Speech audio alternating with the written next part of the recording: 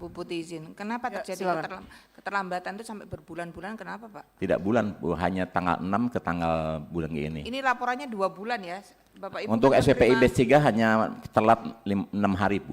Alhamdulillah kami sedang melakukan uji coba khusus terkait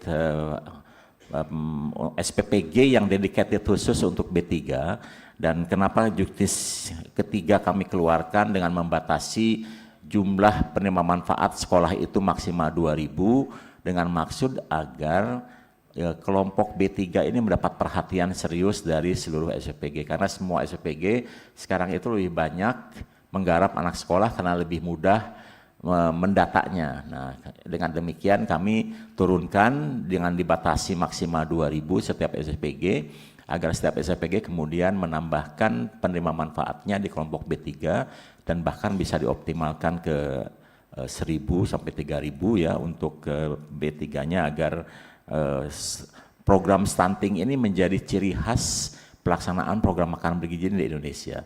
Selama ini ada School Meal Coalition yang sampai 112 rata-rata menggarap anak sekolah, dan dengan demikian Indonesia akan memiliki ciri khas terkait dengan pencegahan stunting.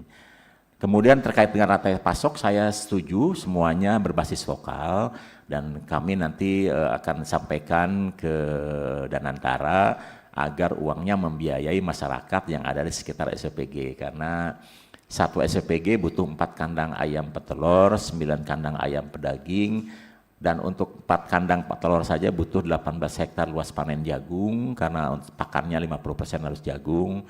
Satu SPPG juga butuh 1,5 hektar kebun pisang untuk bisa ngasih pisang 2 kali seminggu. Kalau ada yang senang lele maka butuh 32 kolam lele satu SPPG, dan ini saya kira potensi ekonomi yang luar biasa yang bisa dibina oleh siapapun untuk menumbuhkan new entrepreneur di sekitar SPPG. Tadi Pak Edi terima kasih, kebutuhan ayam kalau kita tidak ada peternak baru 6 juta minimal tahun depan kita akan shortage. Itu baru 2 kali seminggu memberikan telur ayam. Kalau keinginan Pak Presiden tiap minggu, maka kita butuh lebih banyak lagi. Kita butuh juga minimal 1 juta ayam pedaging baru, ayam pedaging untuk ternakan. Kalau tidak kita akan shortage juga. Demikian juga untuk sayuran dan lain-lain. Nah, kemudian terkait dengan gaji SPPI ini yang jadi saya harus jelaskan, SPPI batch 1, batch 2 itu statusnya sekarang sudah P3K.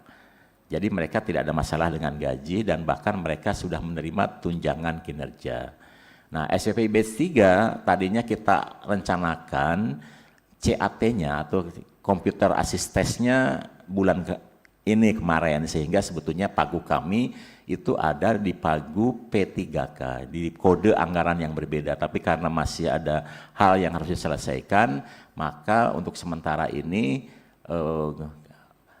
SPPI batch 3 dan juga AG dan AK masih harus digaji dengan sistem istilahnya konsultan perorangan. Jadi kami secara administrasi harus menggeser anggaran yang biasanya kami kerjakan tanggal 6. Ini ada keterlambatan, tapi insya Allah paling lambat hari Minggu seluruh uang itu sudah akan masuk di rekening.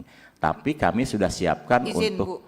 Bu Putih izin, kenapa Ya, terjadi keterlambatan itu sampai berbulan-bulan, kenapa Pak? Tidak bulan, Bu, hanya tanggal 6 ke tanggal bulan ini. Ini laporannya 2 bulan ya, Bapak Ibu. Untuk kan SPPI menerima- batch 3 hanya telat 6 hari, Bu. Kalau yang Yang AG-AK mungkin itu. Ahli gizi dan ahli akuntan. Yang dilaporan ke kita ya Bapak Ibu ya, di grup itu sampai Itu ada rata-rata 2 bulan. akuntan dan ahli gizi. Ada 4 minggu, di tempat saya ada yang 2 Iya. bulan. Tapi kami sekalian untuk menyelesaikan minggu ini, kami sudah geser anggaran untuk tuntas sampai Desember. Jadi bulan depan sudah tidak akan ada keterlambatan lagi. Mudah-mudahan tahun depan mereka sudah P3K sehingga tiap tanggal 1 mereka sudah rutin seperti ASN. Dan tadi ada pertanyaan SPPI batch 3 termasuk AG dan AK masa depannya seperti apa. Mereka akan menjadi pegawai pemerintah dengan perjanjian khusus atau P3K, menjadi ASN, dan itu mereka akan menerima tunjangan kinerja.